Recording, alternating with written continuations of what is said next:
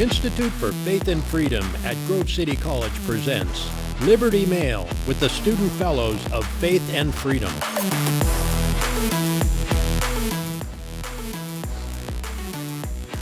Hello and welcome back to Liberty Mail with Aaron Jenks and Libby Krieger. And we're here in the underground studio at Grove City College working for the Institute for Faith and Freedom. We're excited to be back for another week, and we're going to get right into things. I can start us off with win number one if you want. Yeah, you go for it. Yeah, so I know we make this joke every week, vaccine mail, but again, it is just what is in the news right now. So over in the United Kingdom, they are looking to end the vaccine requirement for healthcare workers. So I think that's a huge win because it's showing that they're looking more at the evidence of what Omicron is doing. So there was a spike in COVID cases in the UK, but there are less people on ventilators, so it's showing it's less severe. And also, I think what is pushing them to do this is seeing that there is a need for healthcare workers, and there's so much demand, so they're forced to kind of, by the markets, open this back up. Yeah, what I kind of see this is kind of like a step back. Whether it's France, I know, was talking about treating COVID as kind of like the flu now, and then same with the UK, but it's a step back to where, okay, we can actually talk about these things instead of us getting censored for saying, oh, it's not that harmful or whatever. Yeah.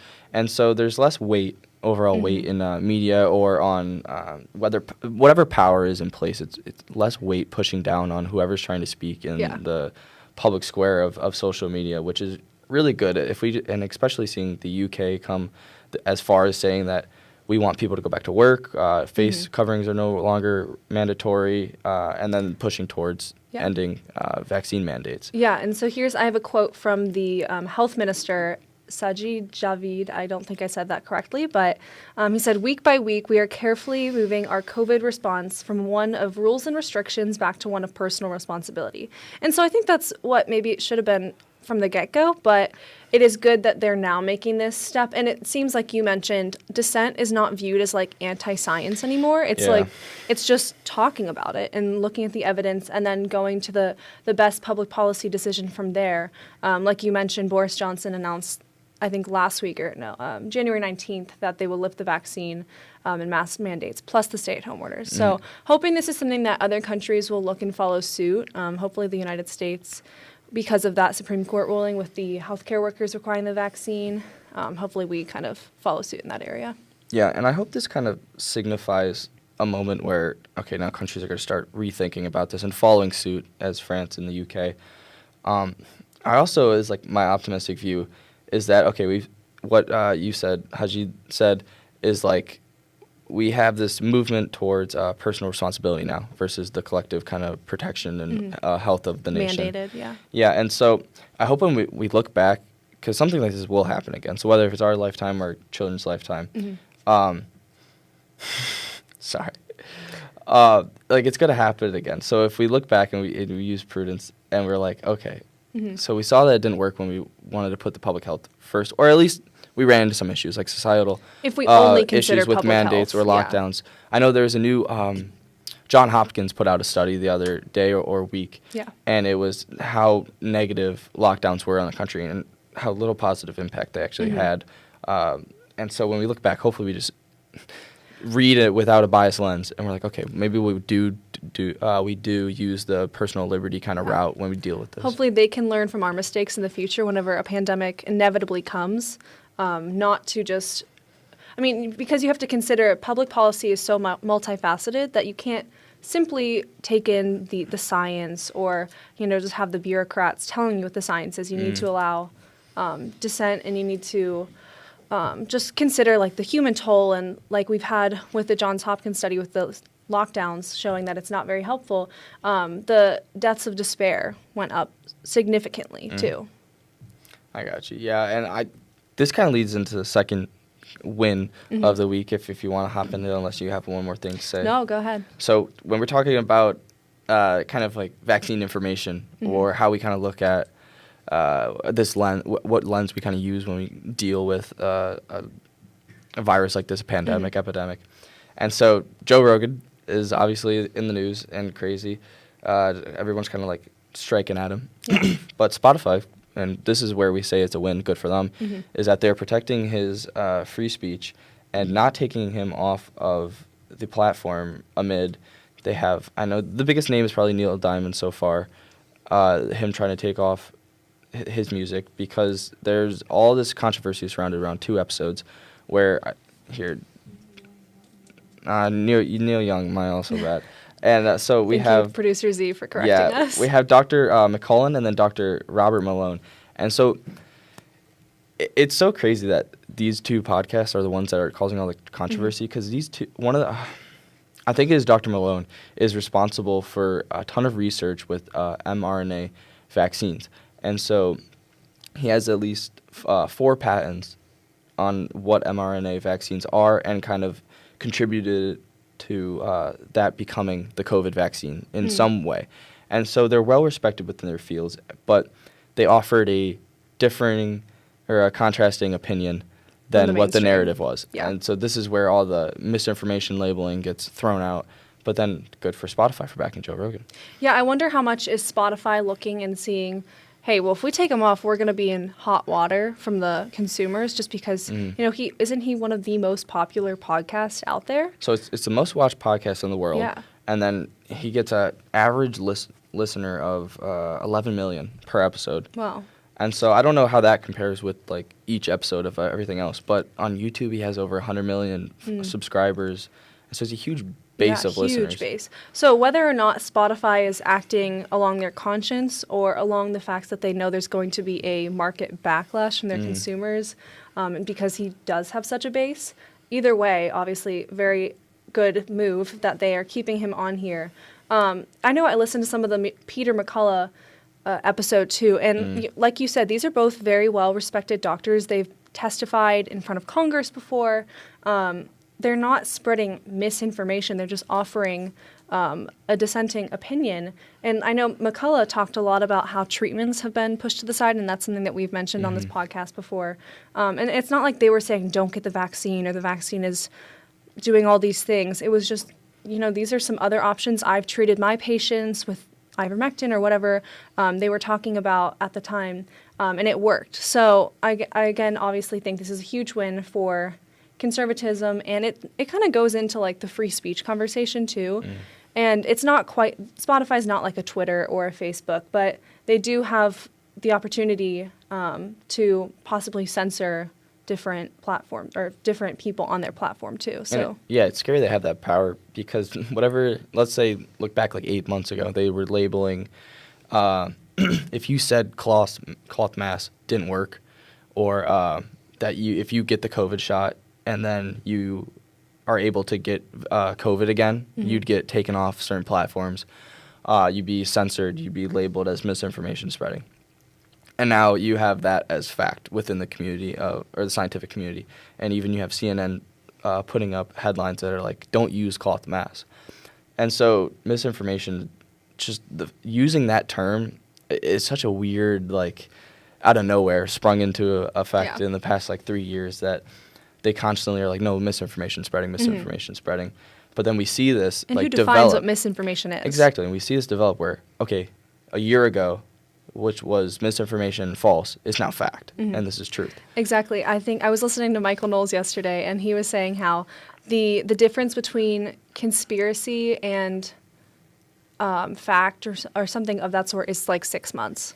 It's like it's a conspiracy until then later it is proved to be true, but then they never go back and correct it in the first place. And within the context of COVID-19 in America, that is very true. Very evident. Masks work, masks don't work, blah, blah, blah, all of that. Yeah. I kind of think it's like I don't know if it's pride getting in the way of certain conversations within the scientific community. Like, no, we are this supreme power. Like, we're right. And, like, not that we need to wield this power like an authoritarian, but that we have this power and we want respect with it. And so what we say, no, we right, and, like, they're afraid of being wrong. Yeah. So I don't know if it like, descends from that or what it descends from of this, like, you can't say this because it's misinformation. And I feel like you can see, if you kind of look at this in a different way, how it is connected to faith and our understanding of how humans work and our worldview, because you're seeing us so rely on the science, and that is like our God. But if we had an understanding that humans are sinful and we we can't know everything. We could approach it with more humility. Like you said, it is such a pride thing because we don't even live like there's a God who has like these, who created everything and is in control of everything. Mm-hmm. And I think to your point of like bringing in faith, the biggest aspect of for myself, I think, is like, okay, science does not inform my complete life, and science is incomplete. We can get into that conversation on another podcast, how science is incomplete, but it does not inform everything I do in my life, and it especially does not inform how I have relationships with peers or my family or significant others.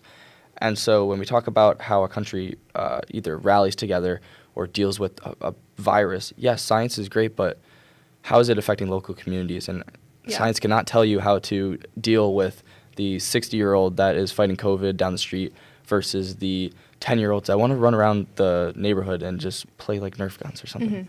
And I think it's so interesting, too. We talked a lot about this in one of my Western Civ classes, but you can like track almost like the thought movement of it with like the Enlightenment and the Industrial Revolution, how you moved away from reason and revelation being two equal authorities of understanding and learning.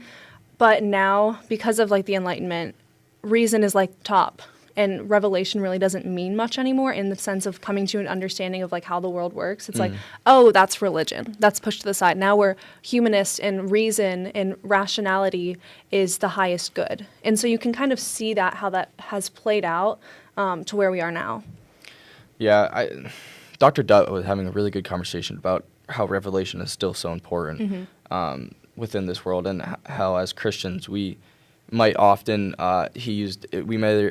we may be too Platonic, and we may be looking towards revelation too much, or we may be too Aristotelian, and we're looking at the material, rationale aspect of life. Yeah. And so somewhere in between is a balance, as so many things in this life are. It's just balance. These people say it's this, these people say it's on this end, and then the answer is somewhere in between, or one of them is right. But like you never know 100%. Sometimes you know 100%, but it's often in between, and you have to just discernment of what is real. Well, and it's also so hard because we've grown up in an environment where that has not been taught, and so like from the Enlightenment on, whenever that thought line kind of like prevailed as the main one, it's so hard to like get out of that if that's all you've known your whole life. So I don't see revelation kind of coming back into it for a while unless we can like reevaluate and like understand, like we don't even know what we're doing wrong almost, because this is what we've been told is truth.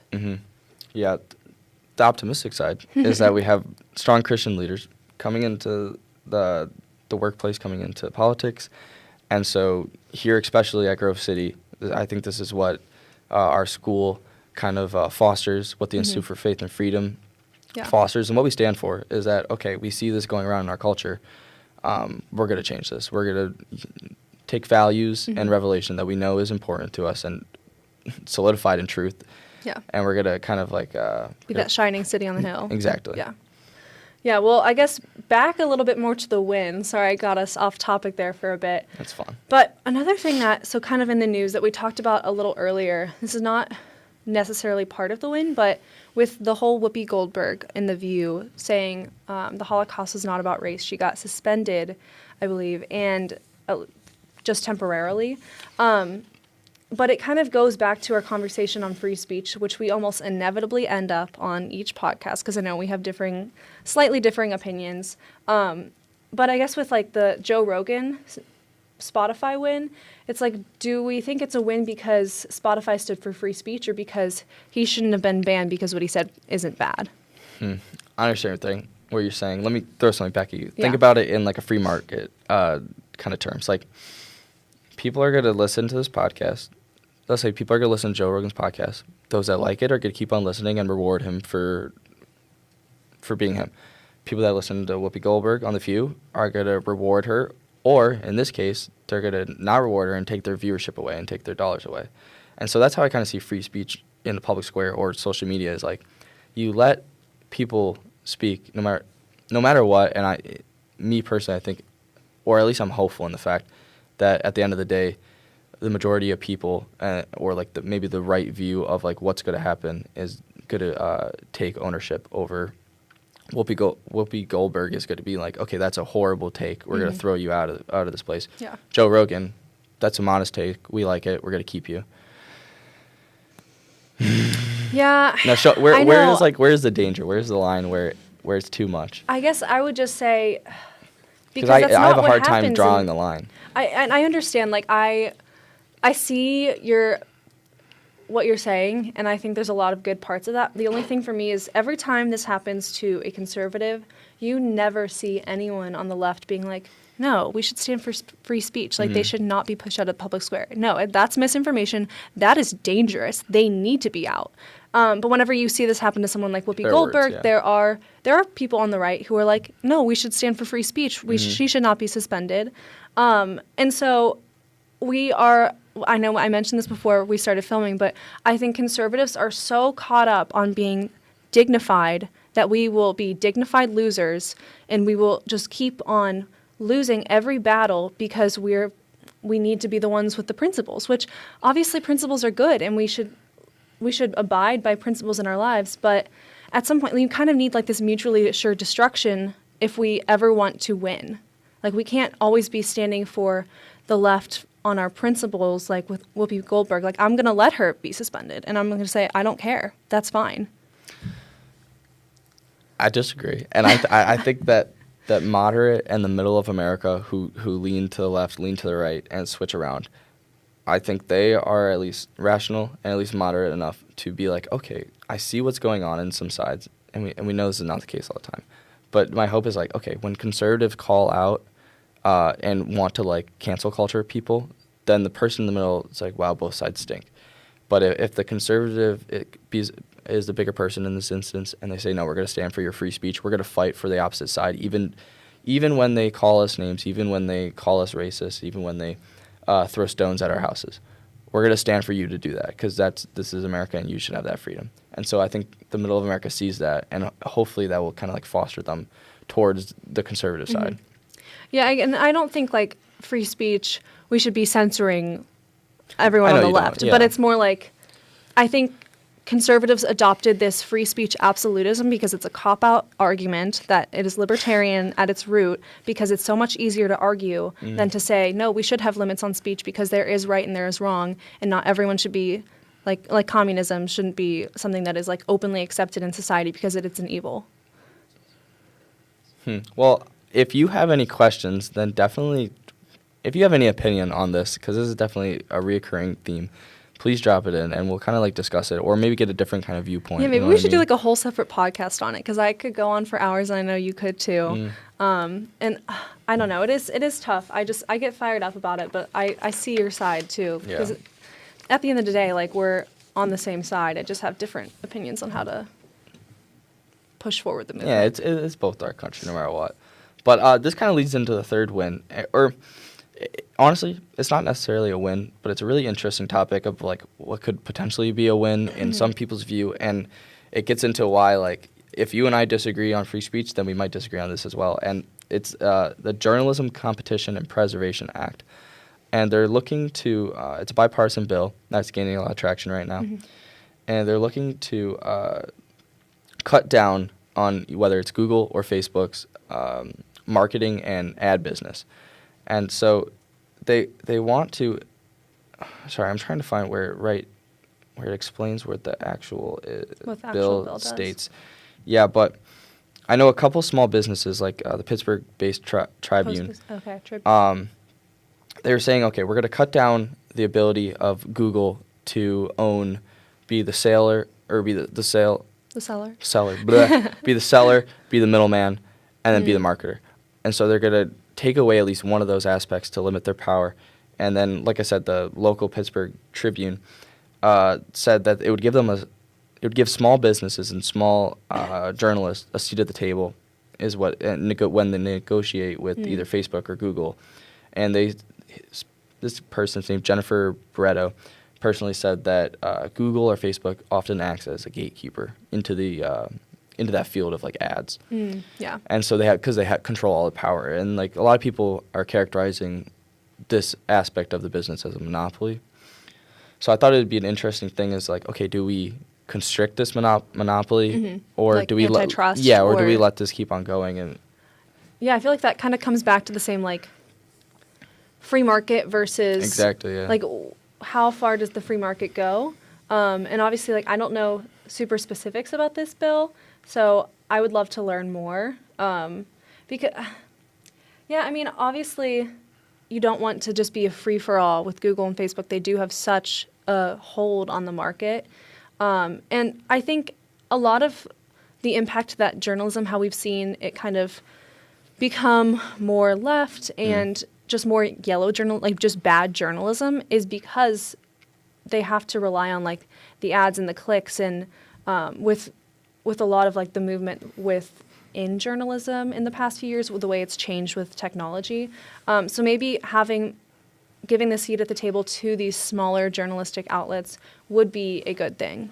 The most appealing part to it, which I thought was that when we look at how Google or Facebook acts, and like you said, clickbait kind of articles. Yeah. And so how does that foster a community of journalism where it's like, okay, we're going to maybe choose certain articles that get more clicks, drive more revenue. Yeah. And is that what we really want in our society versus is this going to be like a fact-based reporting like? Yeah. And so if it helps local businesses at all, like get more towards that fact-based journalism, and instead of like the Promote like actual good reporting. yeah, or honestly, it's like boring journalism in a lot of people's viewpoint. But like at the end of the day, like that's what my dad like opens the newspaper every day and reads that kind of stuff. So if we want that on the digital kind of space. Well, also just like the importance of local journalism. Local journalism has been dying now for many years, and I think it's such an important part of fostering communities that will kind of keep America going, and like just not have like the cities and then the rural, and how we've seen with like Alienated America, how many communities are kind of falling apart and crumbling. Good book. Great book by Tim Carney with Washington Examiner. Yeah, I think we need to put more focus on communities, and this might be one way to do it. And now the other side going against this bill is, okay, do we really need the federal government to step in, or do we want local communities maybe it should to be kind of state like, governments doing this. Yeah, or even your township. And I know Senator Mike Lee, so he's a Republican from Utah, very against the bill, and there are a number of Republicans that are against the bill, and they're saying that it's a misguided effort, and so like they're suggesting that at least some news publishers, when they support this bill, well, they just need to adapt to the times, and this is like their kind of phrasing of how local newsrooms are not adapting to the times, not adjusting their interface online, and so the market's not going to reward them, and that's their argument, and like this bill is misguided in the fact that we don't need to just be giving money or changing the rules of the game to help out who we want to win. You know what I mean? Yeah. And we're just like everybody gets to play at the same playing field. No, that's an interesting argument, and I definitely see that. And it's a good argument about like, do we really want the federal government like encroaching on these powers? But I mean, I don't think actually when I said state governments, and I was like, well, state governments really wouldn't have much power over like Google or Facebook because those are like international companies. But yeah, I don't know I don't know if they could place limiting legislation like within their state, like when you come into these bounds, or when you affect our citizens of Ohio, then you have to play by our rules. Yeah. No, that's definitely interesting. I'm going to have to watch this journalism competition and preservation act, see kind of both sides to that. It's pretty new, so it'll be developing over the next month. So I'm sure it'll pop up again on Liberty Mail. Yeah, so we'll keep you guys updated on that. Thank you so much for tuning in to this week's episode of Liberty Mail. We'll see you here again next week for 3 more wins. Thanks, y'all. For more information on this podcast or other programs, please visit faithandfreedom.com.